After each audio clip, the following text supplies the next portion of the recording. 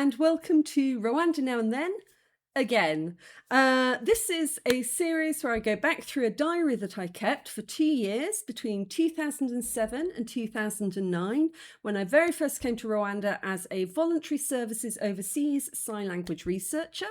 And I'm looking at what life was like back then, almost 20 years ago, and comparing it with what life is like in Rwanda today. I have to apologise for my appearance. My friend got married last night. It was a big bash. Drinks were consumed, food was eaten, and then I stayed up a bit later with my friend to watch the England match. And so I got home a little bit worse for wear. And when I woke up this morning, there was no water, so I couldn't bring myself to have a bucket bath. So you've got stinky me today. I'm a bit of a mess today, so I do apologise for that. Thankfully, you can't smell me through the screen, so let's get into it. All right, guys, we are kicking off with a really interesting post this week because the first one is me moving into my home in Kisimenti, so my first house in Rwanda. And I had not seen it up until this point. I glimpsed it. I glimpsed the roof over the top of the garden wall when we drove past, but I'd never actually seen it. And our program manager, Amanda, had led me to believe it would look rather special. And it did. So up until this point, I'd been on in-country training at the guest house, Armani Guest House near Sonotubes. And then I moved in with my friend Martine for a few days up in Nyamirambo. And this was the first day that my house had actually been finished. It was all ready for me to move in and I got taken there. So here we go. Monday, the 12th of November, 2007, my house.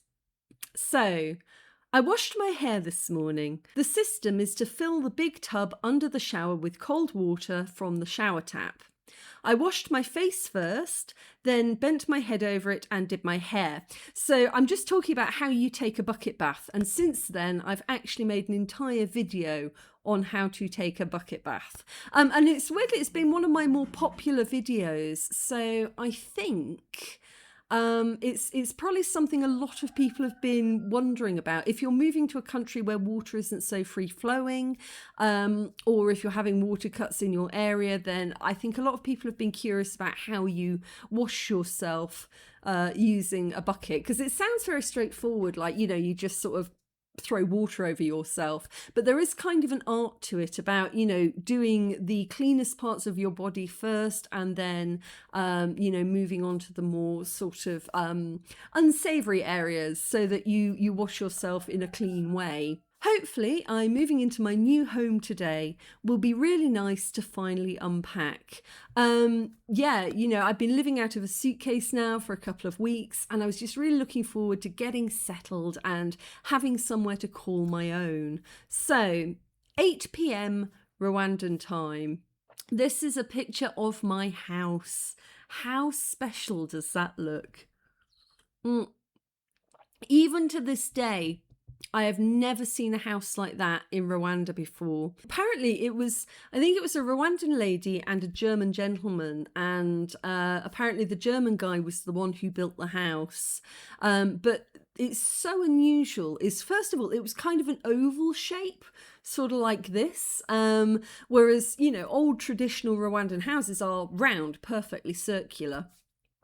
So this was unusual in its shape.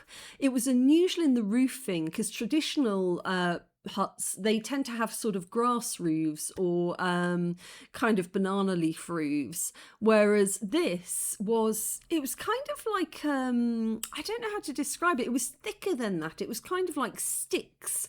I guess I don't know if it was sticks of banana stalk or something. I don't know what it was, but it was more like wood than leaf. And yeah, I mean, it just looks so unusual, even down to the windows, which were sort of glass slats, and you could open the slats to let the air in. Here you don't see windows like that. Here it's glass windows, usually with very thick iron bars across the front of them for protection. So it was kind of like I don't know how to describe it. It was sort of a fusion, I guess, of kind of traditional Rwandan housing and not at all traditional Rwandan housing, so kind of an artistic take on it. It was an incredibly unusual house, and those pillars at the front, I'll have to see if I can find some pictures. Maybe I included them. Let me see. No, I haven't got another picture there. I'll see if I've got one. But the pillars, they had carvings in it of all different religious symbols from around the world. So yin and yang, sort of the Om symbol from Buddhism. I think it had the Star of David. It had all these different religious symbols down the posts. I mean, I'm not kidding you. It couldn't have been a more perfect house for me. It was absolutely perfect. So 8 o'clock at night. What a day. I have a house. It's unique in Kigali. It really, really was.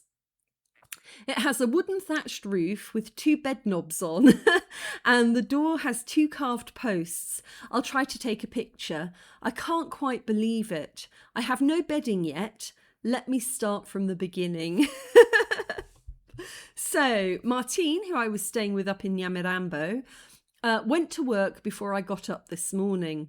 So I relaxed and waited for someone from VSO to come and collect me, which he did at about 10 o'clock.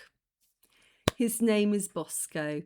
This makes me very, very happy. So Bosco, he was kind of the fixer at VSO. So, you know, anything you needed, he'd sort it out. He'd make it work.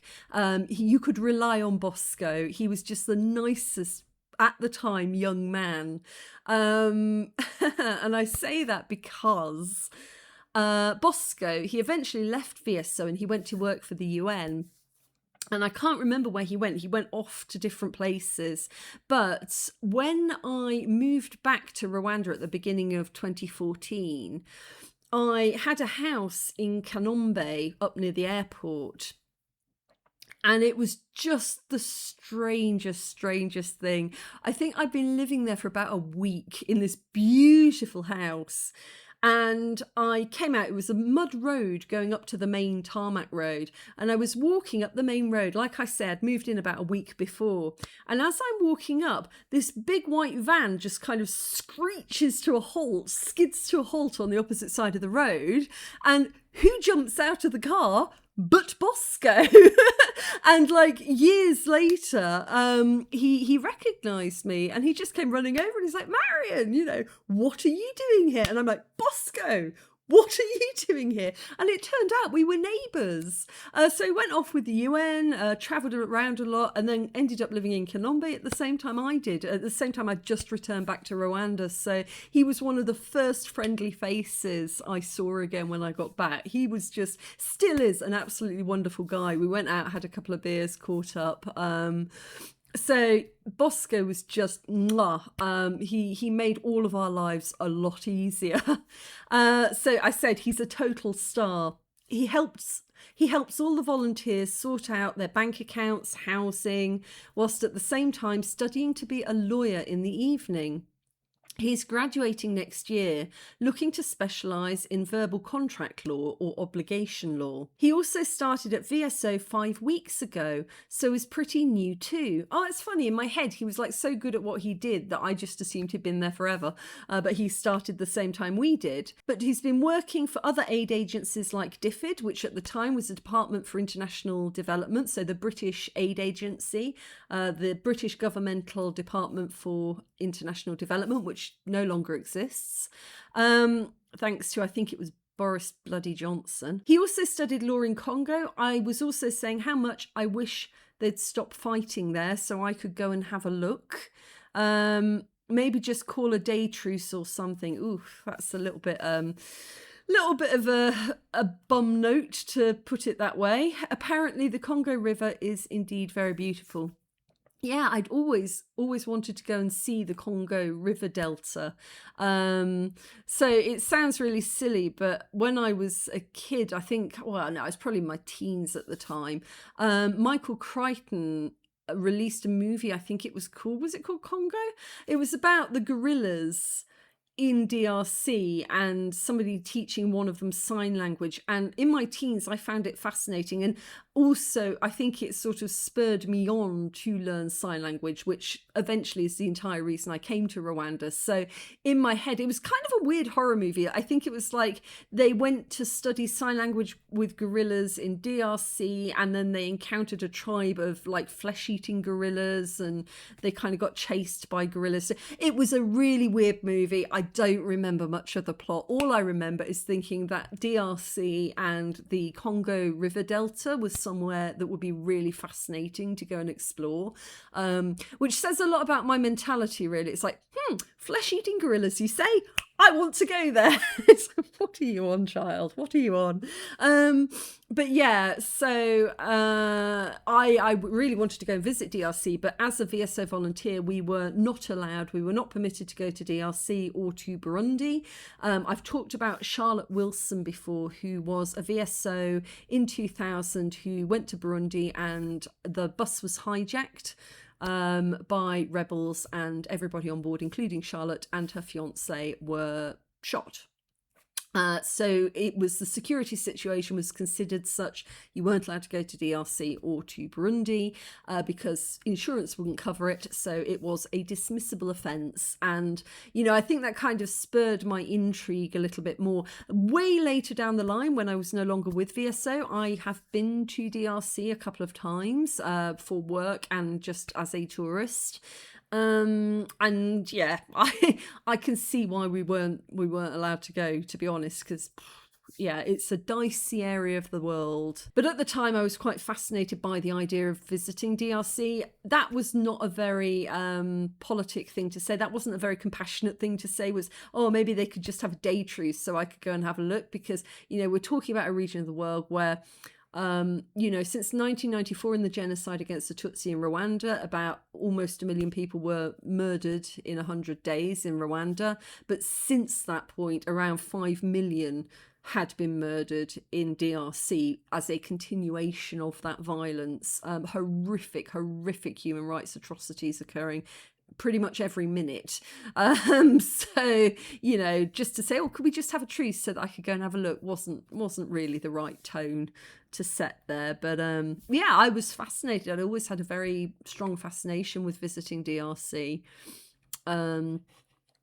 Right. And actually, I have to say, later on down the line, when I eventually did go and see it, I mean, it's breathtaking over there. I mean, you think there are mountains in Rwanda? You ain't seen nothing till you've seen the DRC. I mean, those like pretty much vertical fields with women like hoeing at the top of these fields, and you're watching this thinking, how do they not just fall down the side of this vertical mountain?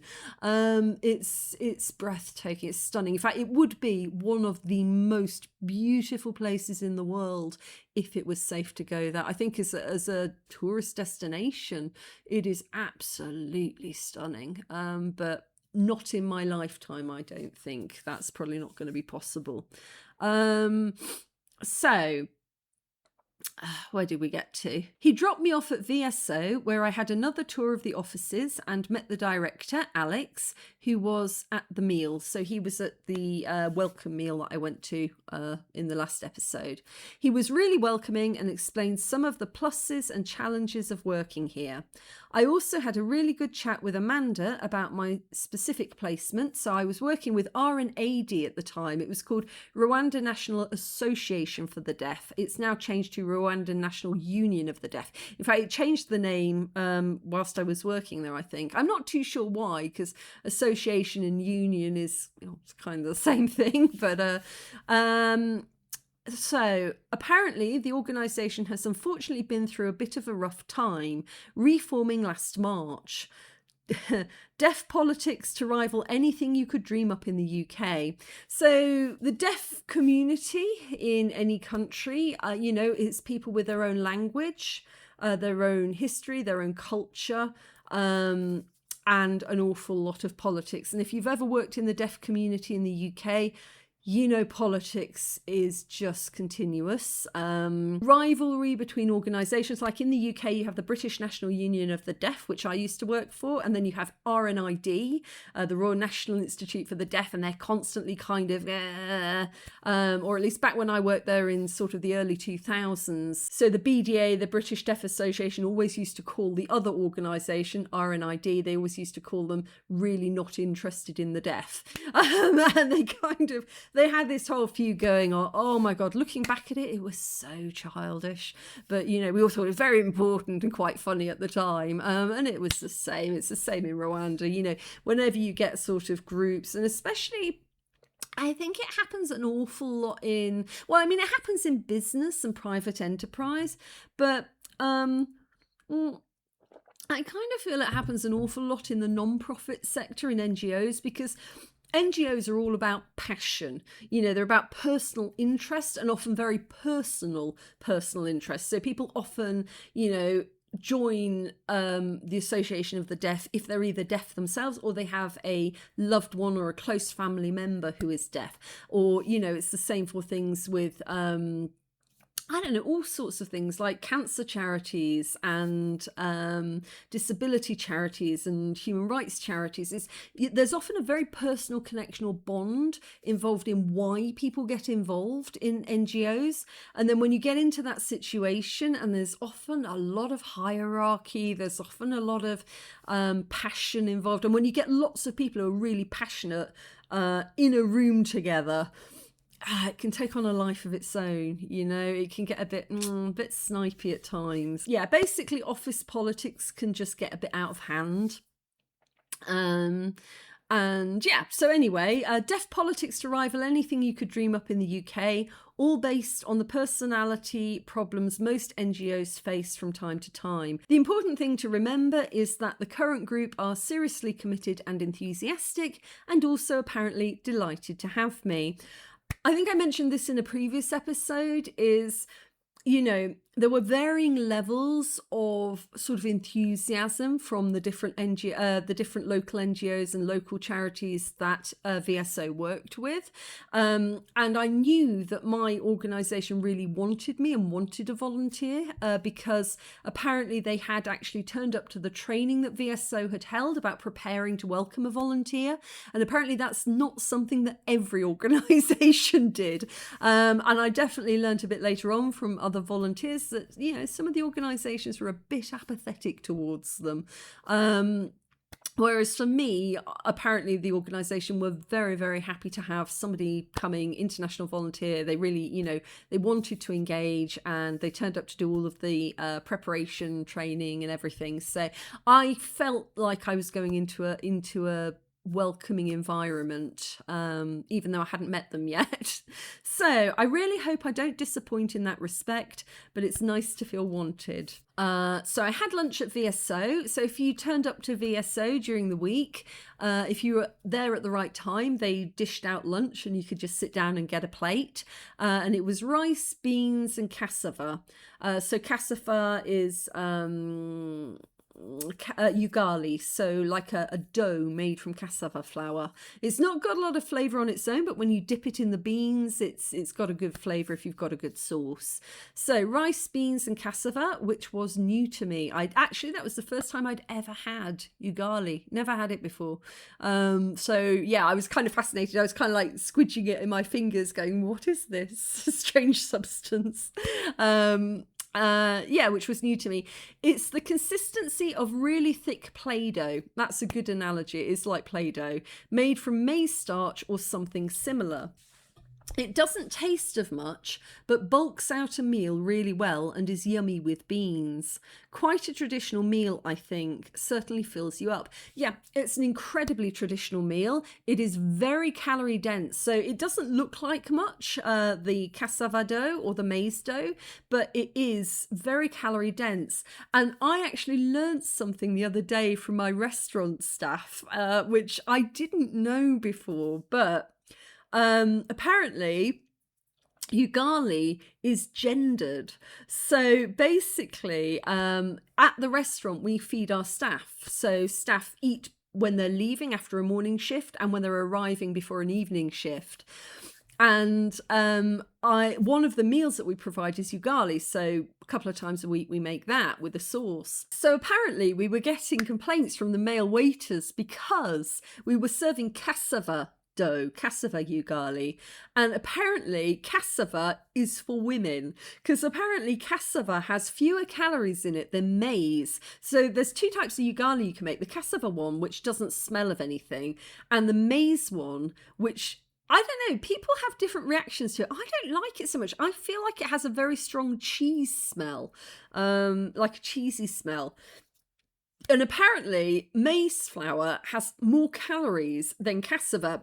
And when I first heard this, I was like, what? No, it doesn't. And I looked it up, and yes, it does. So maize ugali has a denser calorie intake than cassava ugali. And because of that, the cassava is for women, and the maize is what that fills your stomach up. So we had a bit of a riot at the restaurant where the waiters were saying, no, you need to buy maize ugali. So we're buying maize now. So I just never knew that. I never knew that there was a male and a female ugali, which I just thought was hilarious. But yeah, it doesn't taste of much, but bulks you out, because it does. It's very calorie dense. It fills you up, and especially, good sauce is what makes it, because it doesn't taste of very much on its own.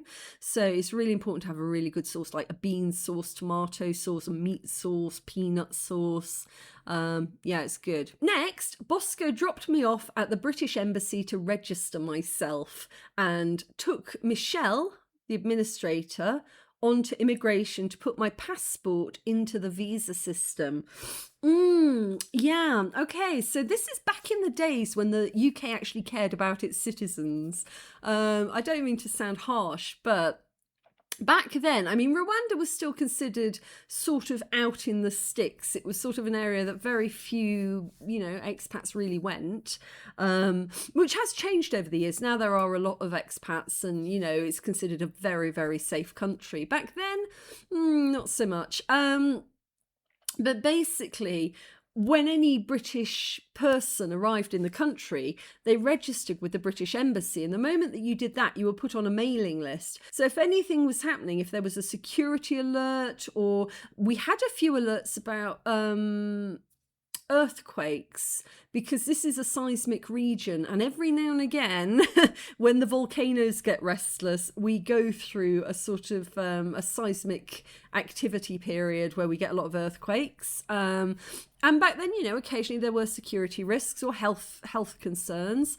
Then you would just get an email or an alert. Actually, I think they had you on an alert for your phone as well, which was really brilliant. Nowadays embassies don't care. They really don't. Like, the only way that you get any information is, I think there might be an email list that you can sign up to. I don't know, but back then it was automatic. Like, the minute you arrived, you were signed up.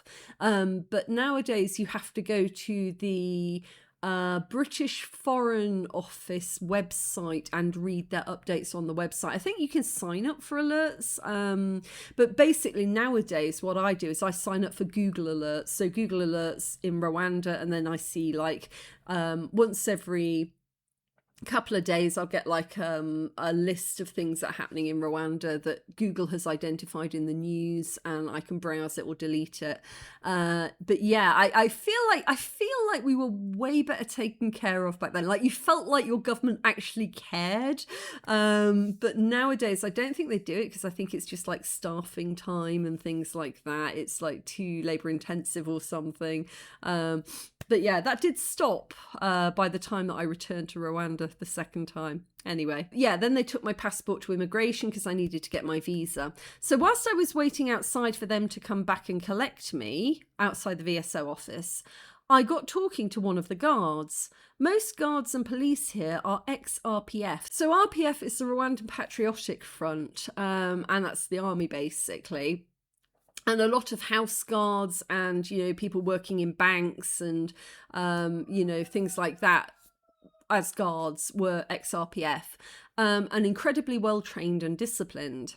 I suppose when you consider what they did, they had to be. So by that I mean that, in 100 days, they came down from Uganda all the way to the south of Rwanda and ended the genocide against the Tutsi in 100 days. So for that, you need a lot of military sort of prowess and a lot of discipline. So, yeah, hence Rwanda is generally considered the safest country in East Africa, possibly the continent. He was letting me practice my Kinyarwanda. I asked if there were many British people in Kigali. He said there were, and Americans. Not so many French, I joked, and he laughed. Did I explain that joke here? Yes, I did. Yeah, that's the next paragraph. I was being a bit cheeky. So the French Cultural Centre and schools have all closed recently. Relations between Rwanda and France have gone from bad to worse since France took quite an active role in the genocide. It's quite hard for French volunteers here, as if they tell people they are French, they can get a frosty reception, which is a shame because it's not their fault. Yeah, I mean, like the French volunteers at VSO had nothing to do with what happened in 94. It's like, we are not our governments, I've had that way, way later on, like 2015.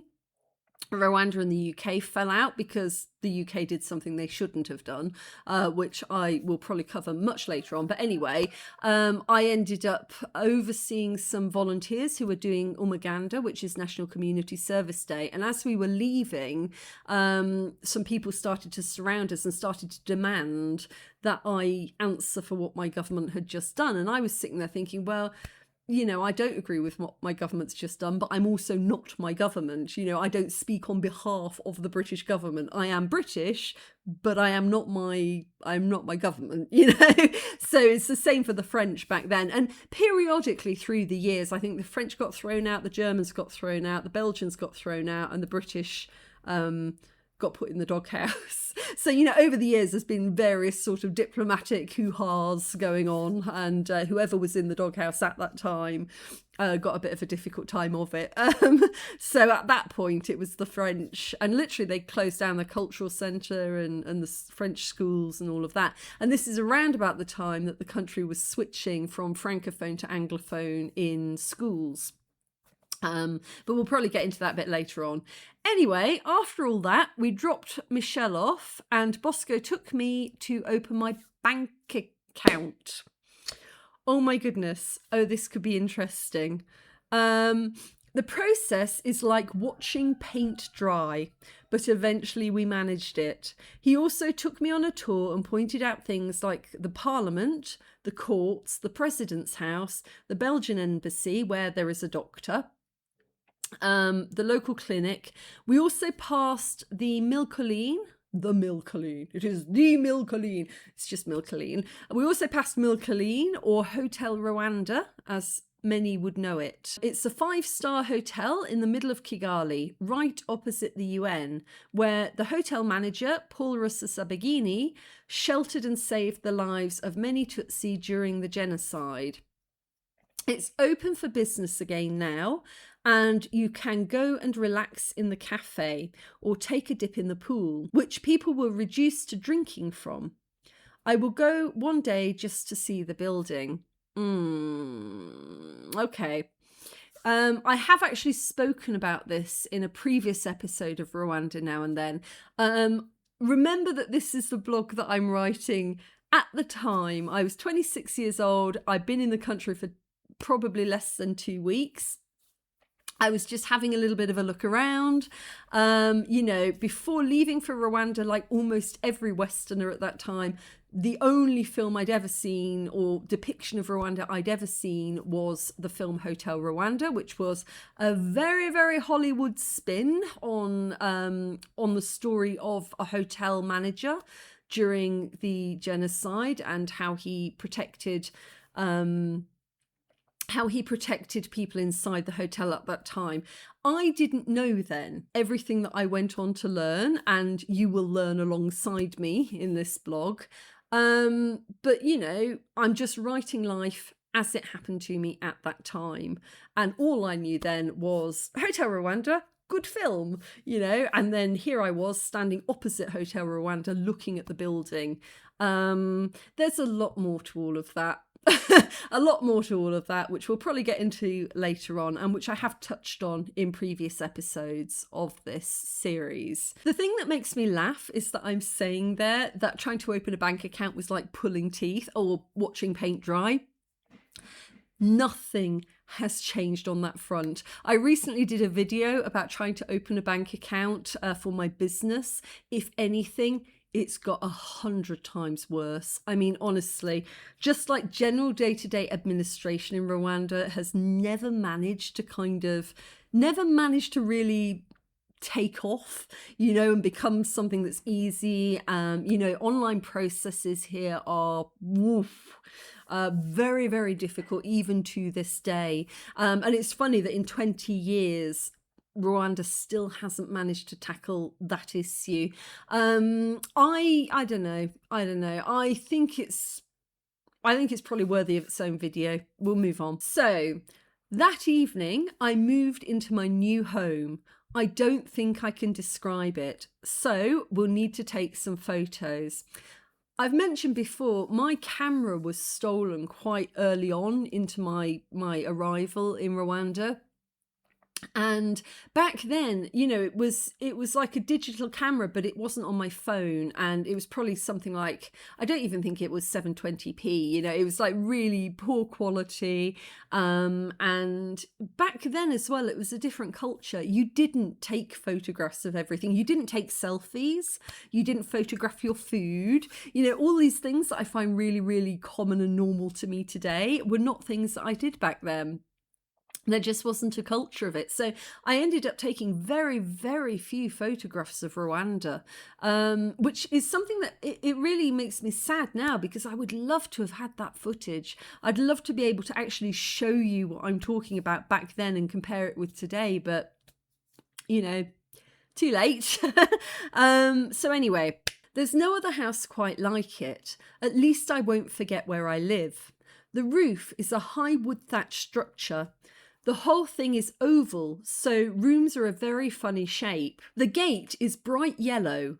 Oh, that's funny. You know, I forgot the colour of the gate. I couldn't even tell you what the colour of the gate was if I hadn't written it down. And now that I've written it down, I can see it in my head. It was a bright yellow gate, but I couldn't have remembered that if I hadn't written it down, which is why I'm so grateful that I kept this entire diary. I have a guard who lives in a hut in my garden. He's amazing. My gate is padlocked, but if I so much as go near it, he appears instantly and opens it for me. That was, I mean, coming from the UK, that's insane. I mean, just to me, that was such a culture shock. Like, you don't have house help in the UK, you know, you do all of your own chores yourself, and you don't need guards or anything like that because, you know, it's safe. But back then, it was still very much a sense that, especially if you were a woman living on your own, which would be perfectly normal in the UK even back then, but there was a sense that you needed to have a guard. You know, you needed to have a man there to sort of take care of the garden and the house. And there were break-ins, and, you know, also it wasn't just about security, it was about functioning day to day, because, you know, you needed things from the market and you needed things from shops. And, you know, being new there, you didn't know where to go. Being white, if you tried to go, there would be a massive language barrier and you'd probably get charged like 20 times more than it was worth. So, you know, to have a guard there and you could say, could you get me this? Could you get me that? And they would go and do things for you on a local level that you probably couldn't manage on your own. But still, for me, it was crazy having this guy. He was only there at night time, but he lived in this little hut, like a miniature replica of my house in the garden. It was just the weirdest thing. You know, it took me a very long time to get used to that. Yeah, I don't think I ever did get used to it, to be honest. And then he appears again when I get back. I barely have time to knock and he's there.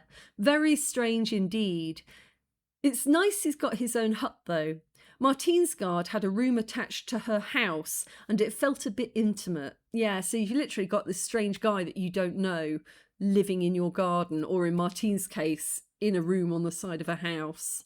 I also don't feel bad about playing music late at night because he had his own quarters, so I wasn't disturbing him. But I later came to realise, people don't really mind so much about playing music late at night. It doesn't seem to irritate people here as much as it does in sort of Europe and the West so much.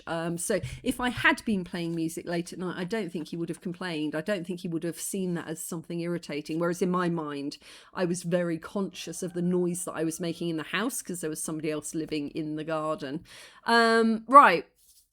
Oh my goodness, I've been talking for a really long time and this is still one post. This is all the same post of me moving into my house. Like I said, it used to be in these episodes we'd get through 2 or 3 posts in a video. But because so much is happening all in one day, and everything's new and I've only just arrived and I'm learning so much, each post is pretty much taking up a video. Right, so Amanda walked me down here last night. Soon after she left, I popped out to the shops to get a few basics like cups, bread, butter, peanut butter. So peanut butter, honey and cheese are 3 things that Rwanda has always made really well. And it kind of surprised me because when I thought about moving to Africa, I didn't really think, oh yeah, cheese, peanut butter, honey. Those weren't the top 3 things I would have thought that you'd be able to get really easily in Rwanda, but they are. So yeah, they make amazing peanut butter. And I also needed to buy some toilet paper. I bought a giant plastic tub like the one Martine has, and I carried it all back on my hip. So yeah, I put everything into a plastic bucket. If I had been Rwandan, I would have carried it back on my head. Being Mzungu, I kind of hitched it against the side of my hip and I walked back home with it. Plastic buckets, I've covered this before, but plastic buckets are really important in Rwanda. We use them for storing emergency water when the taps are off. You wash dishes, clothes, children in plastic buckets. I don't know. Plastic buckets are just really, really handy thing to have, like the big bowls. And there's a place in town called T2000 that sells plastic buckets, and they've literally got a sea of them in every colour and size you can possibly imagine. I'll leave the link to that somewhere. It's a fascinating thing that plastic buckets are just so important. So I got my first plastic bucket. It didn't say what colour it was, so I wish I could remember. Probably blue, I think, or green. I went back via the garage to get kerosene for my stove, but forgot to take a container with me. So yeah, I basically been dropped off with, I think I had a water purifier, a mattress, and a kerosene stove. And the kerosene stove, obviously you needed to put the kerosene into this container and light it in order to cook anything. I think I had a kerosene lamp as well, like a hurricane lamp. But this was totally new to me. I'd never done anything like this, and they hadn't given me a container to go and collect the kerosene in. So yeah, it was 8 o'clock at night, so it was dark by this point. And I'm wandering around trying to figure out how to get light and how to cook things. So yeah, I didn't have a container with me. On the way back to my house, 2 local kids attached themselves to me, telling me that they were hungry and asking for money. VSO training kicked in and I just kept saying, oya, oya, meaning no, no. Because if you start, for the next 2 years, I will be swamped with requests. Skepticism also kicked in. Even adults will sometimes hone in on Mzungus just to see what they can get. They view us as wealthy with money to burn. And mostly, they're right. Not that people here aren't often very poor, but things aren't always exactly as they seem. Yeah, it's even today, that hasn't changed. If you stop anywhere outside Kigali for more than 2 minutes, you will get children and adults coming up, and literally it's give me money. The hand goes out and it's just give me money, give me money, give me money. Adults and children. And of course it's one of those things, is I don't know if it was originally perpetuated by, I don't know, white missionaries and, aid workers who often would come and give out, give things out. I don't know where it originated, but even before you get hello or hi or how are you, often it's just give me money. I've had people running across the street to me, adults, to say, give me money. And I remember one not very long ago, a lady who was dressed in the most beautiful kitenge. I mean, she looked so well put together. You'd think she was probably, from a wealthy family. And she was standing there, give me money, give me money. I was also walking down the street once towards the restaurant. This was before I owned it. And this kid came up and in all seriousness, he looked at me and he said, give me laptop. And I was like, oh wow, I admired that pluck, because like he was thinking outside the box there, he was aiming high, and at that point, if I could just have reached into my bag and pulled out a laptop and given it to him, I probably would have done, just for the pluck of that. But I don't walk around with spare laptops in my pockets, so it can get really overwhelming and quite tiring, because there have been times when I'm driving around and I want to stop and I want to take a look at something or take a photograph of something. And I will always check first that there is nobody within running distance of me, because literally the second I stop, you're just going to have kids, you're going to have adults coming up to you, give me money, give me money. And often I don't know, it's not meant maliciously, but it's just, white person, money. That's like the equation. White person, money. Like foreigner, money.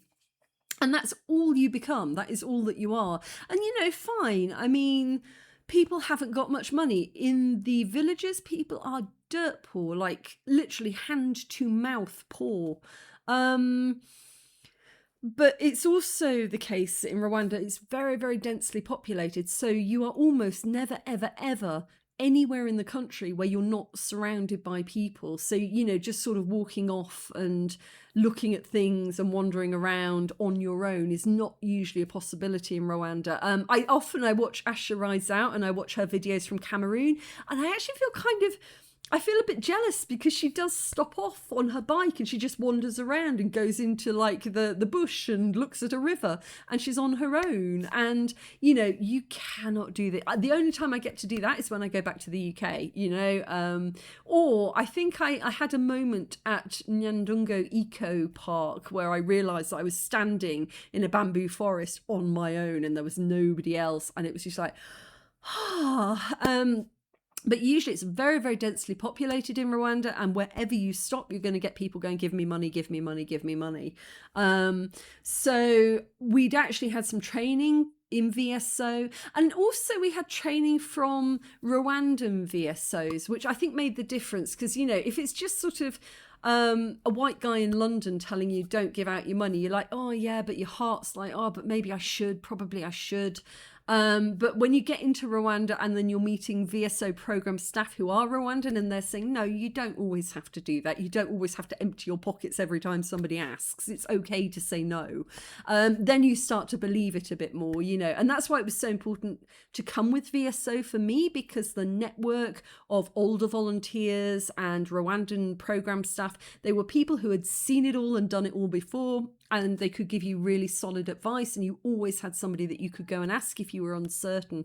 But it was definitely a big issue, when the culture shock. Even in the UK, even if you haven't got much money, there's just a taboo. You never ask for it like that. I mean, in the streets, homeless, yes, you do see that. Or there'll be somebody with a sign saying, spare some change. And also you have people selling the Big Issue, which is a magazine.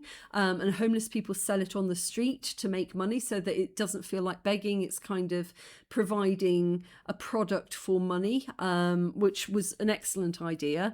But it's kind of a very taboo thing to go and ask people for money. It's so then to come to a place where it's just absolutely expected that everybody like you meet out in the villages is probably going to ask you for money. It was a difficult one, because coming from the UK, you are really, really aware of that wealth gap. You're really aware of it and of your privilege, and Yeah, the difference in income is absolutely stark. And so there's a very, very deep rooted sense that you are in Africa as a volunteer to help, and to help means to give away whatever you've got all of the time.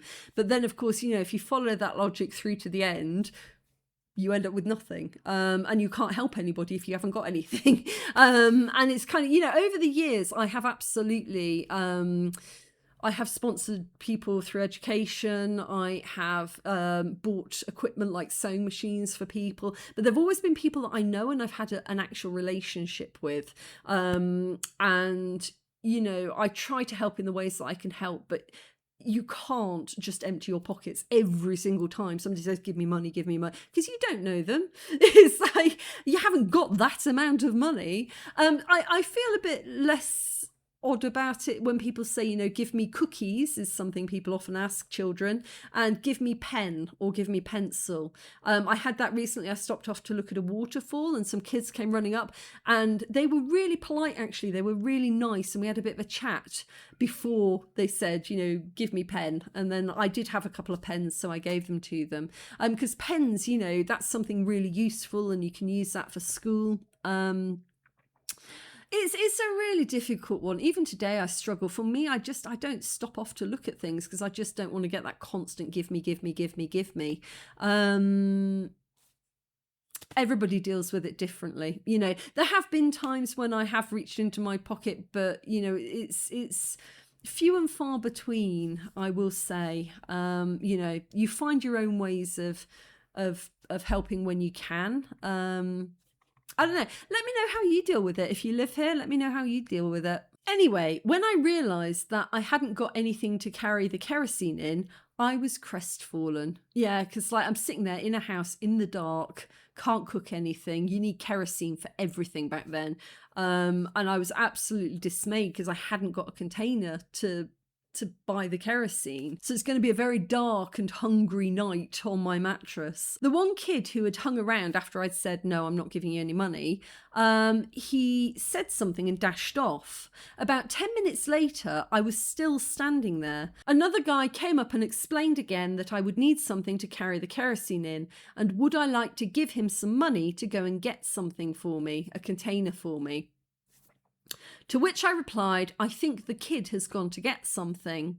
He looked really sceptical and shook his head. At about the same time, the young lad reappeared with an empty plastic can in his hand. It was an old one that he must have found somewhere. When he gave it to me, I asked, Nangahe, how much? The boy didn't know what to say. He wasn't expecting that. I reached into my tub and gave him a can of Coke, at which point a group of men standing nearby burst into appreciative laughter.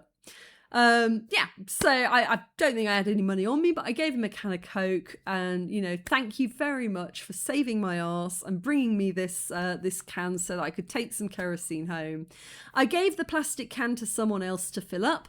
I don't know whether it was because of that or not, but the quote of 1,750 for the kerosene was dropped to 1,300.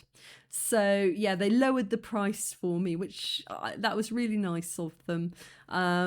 Anyway, I came back and chatted to my dad on the phone for ages, drank rather a lot of waraji and Coke. So waraji is Ugandan war gin, a very sort of paint stripper type of alcohol back then. And then I went to bed. That was the first night in my new home. So my new home was in Kisimenti. So as you're going up the road from RDB towards Shaylando, you get to the Shaylando roundabout, and just before the Shaylando roundabout is a massive petrol station on the right. And if you go into that petrol station, and if you just went straight out the other side of it, that's where my house used to be. It was flattened years ago. It's now a bunch of little local shops.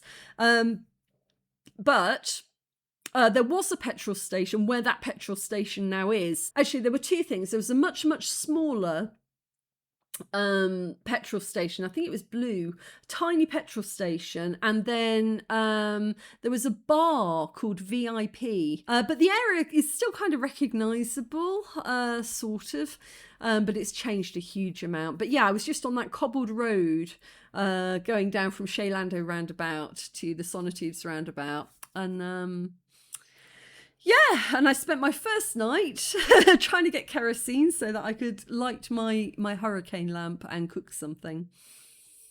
Oh, anyway, we've only got through one post today, and that's taken quite a lot of talking. So I'm going to stop here, and I shall see you in the next episode.